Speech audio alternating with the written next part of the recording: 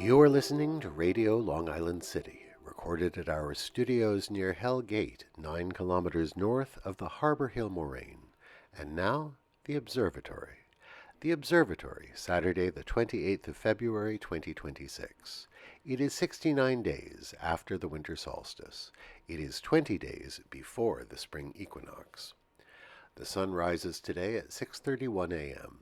Solar noon takes place today at 12:08 p.m. The sun sets today at 5:46 p.m. Civil twilight ends at 6:13 p.m. and nautical twilight ends at 6:45 p.m. The length of daytime today is 2 minutes 39 seconds longer than yesterday.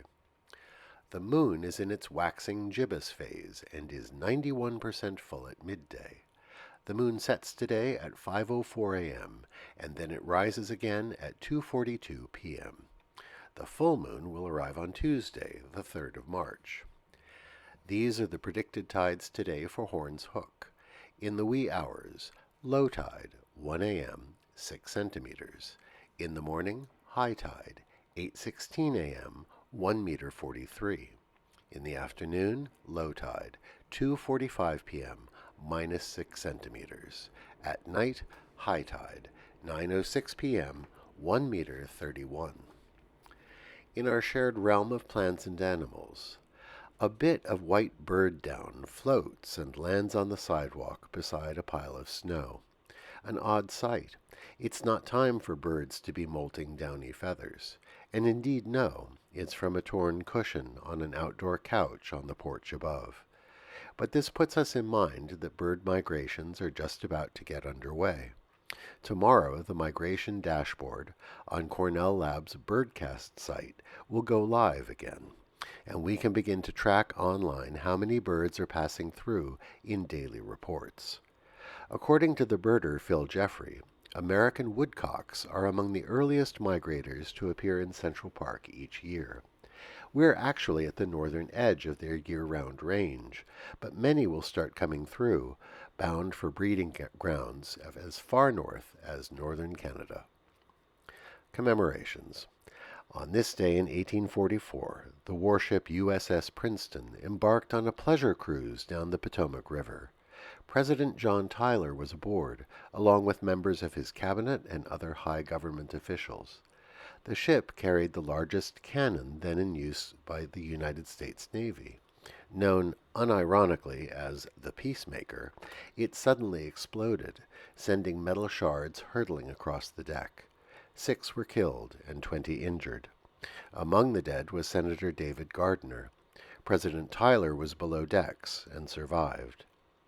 There is a happy coda to the tragedy. The senator's daughter, Julia Gardner, fainted when she heard her father had been killed, and swooned into the president's arms. They were married just 4 months later, on June 26, 1844. On this day in 1983, the final episode of the show MASH aired on CBS TV. Entitled Goodbye, Farewell, and Amen, it was a special 2.5-hour episode that chronicled the end of the Korean War and the departure of the characters for home. More than 110 million people tuned in, making it to this day the most widely watched single episode of any television series in U.S. history. An anniversary to ponder. On this day in 1993, the Bureau of Alcohol, Tobacco, and Firearms raided the compound of the Branch Davidian Church in Waco, Texas. They had a search warrant to investigate alleged sexual abuse charges and illegal weapons violations. The raid led to a gun battle and ended in a standoff between the ATF and the Branch Davidians under their leader, David Koresh.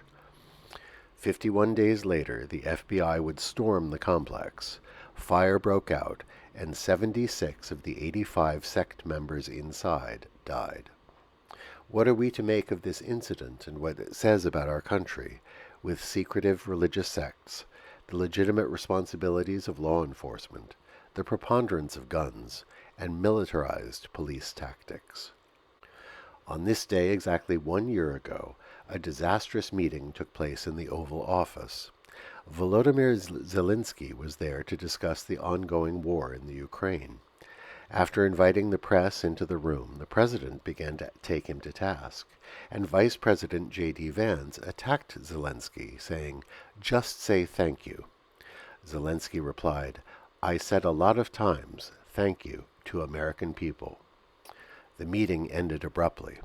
As the press was dismissed, the president said, "I think we've seen enough. This is going to be great television." It was a setup for the cameras. The Society of Spectacle in action. This weekend, a planetary parade will be visible in the sky. 6 planets will be aligned in an arc crossing the night sky. In New York, you can begin looking half an hour after sunset, around 6:15 p.m.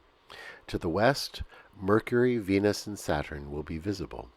Follow the line those planets make, and you will see Jupiter high in the east. Neptune and Uranus will also be present in the lineup, but are not visible to the naked eye. It is predicted tonight will be partly cloudy, but it's worth a try looking up tonight. And that is the Observatory, Saturday the 28th of February, 2026.